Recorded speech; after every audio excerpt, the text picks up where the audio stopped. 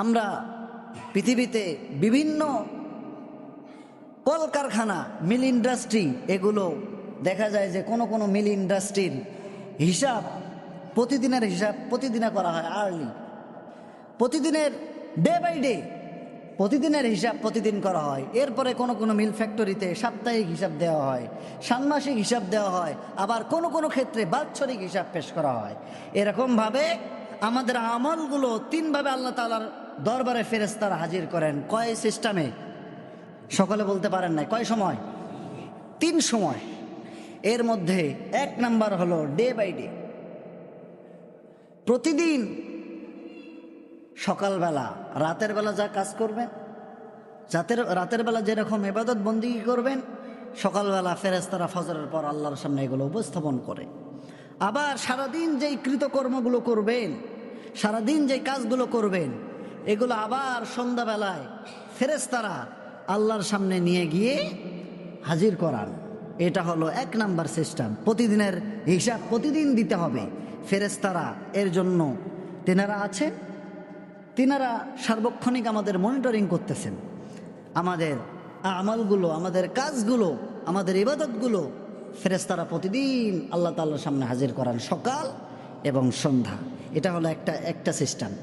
2 নম্বর system, প্রতি বৃহস্পতিবার এবং সোমবার আমরা যতটুকু কাজ করি, এই সাপ্তাহিক হিসাবগুলো, আমরা যতটুকু আমল করি, যতটুকু খারাপ কাজ করি, যতটুকু অন্যায় করি, যতটুকু ভালো কাজ করি, এগুলো ফেরেশতারা আবার সোমবার এবং বৃহস্পতিবার, রাসূলুল্লাহ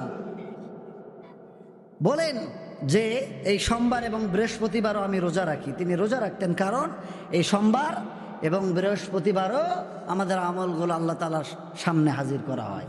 এটা হলো 2 নাম্বার। আর 3 নাম্বার, ওই যে হাদিস থেকে বললাম রাসূলুল্লাহ রোজা রাখতেন, তার কারণ তিনি জানেন না কখন কোন দিন আমার ইবাদত আল্লাহর সামনে হাজির করা হবে এই শাবান মাসে। সুতরাং তিনি রোজা রাখতেন কয়েকদিন বাদ দিয়ে। কানা ইয়াসুমু শাবানা ইল্লা কলিলা, শাবানের কয়েকটা দিন বাদে তিনি পুরো মাস রোজা রাখতেন, কারণ বাৎসরিক হিসাব আল্লাহ তাআলার সামনে পেশ করা হবে। আমি এমন অবস্থায় থাকবো, আমি রোজাদার অবস্থায় থাকি, যাতে করে আল্লাহ তাআলা আমার প্রতি সন্তুষ্ট হয়ে আমার ইবাদতগুলোকে আল্লাহ তাআলা রিসিভ করেন, গ্রহণ করেন। এই জন্য পুরা মাস তিনি রমজান মাসের পূর্বে সবচাইতে বেশি রোজা এই শাবান মাসে তিনি রেখেছেন। জোরে বলি সুবহানাল্লাহ। সুতরাং কতটা গুরুত্ব রাসূলুল্লাহ দিয়েছেন। দুঃখজনক হলেও সত্য কথা, এই শাবান মাস আসছে, আমাদের মনে হয় না যে শাবান মাস। ঠিক না বে ঠিক? সত্য না মিথ্যা বলেন?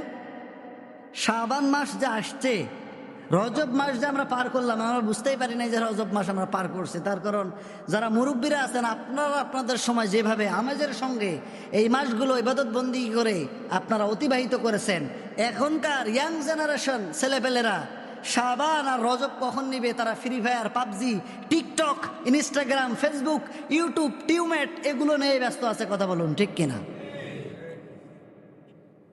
তাহলে আমরা এই মাস থেকে ফায়দা কিভাবে পাবো?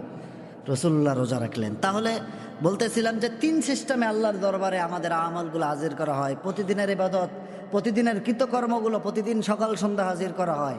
সাপ্তাহিক সোমবার এবং বৃহস্পতিবার হাজির করা হয়। প্রতি বছরে একবার এই শাবান মাসে আমাদের আমলগুলো হাজির করা হয়। তার কারণ আপনি যে অফিসে কাজ করেন, প্রতিদিন ভালো কাজ করেন, কিন্তু আপনি একদিন শুনছেন যে আপনার অফিসের যিনি এমডি তথা প্রধান, উনি আজকে আসবেন। আচ্ছা, অন্যদিন যেভাবে কাজ করেছেন গুরুত্ব দিয়ে, তার চেয়ে কাজটা আরও গুরুত্ব কমাবেন না বাড়াবেন? অবশ্যই বাড়াবেন। তার কারণ আমার এই ফ্যাক্টরির মালিক আসতেছে, আমার এই কাজ দেখে যদি তিনি সন্তুষ্ট হয়, আমার প্রমোশন হওয়ার একটা সম্ভাবনা আছে না নাই? প্রমোশন হওয়ার সম্ভাবনা আছে। এই জন্য আমি করি কি, দুনিয়ায় প্রমোশনের জন্য আমরা আমাদের অ্যাডমিনকে খুশি করার জন্য, মালিককে খুশি করার জন্য আমরা আগের থেকে আরও গুরুত্ব দিয়ে, ম্যানেজার বলে দেয় আজকে কিন্তু অ্যাডমিন আসবেন, সুতরাং সবাই সুন্দরভাবে কাজকাম করো, মনোযোগ দিয়ে করো, আগের থেকে ভালো করে করো। তার কারণ তার সামনে যদি কাজ ভালোভাবে প্রেজেন্ট করা যায়, অফিসের স্টাফদের বেতন বাড়ার সম্ভাবনা আছে না নাই?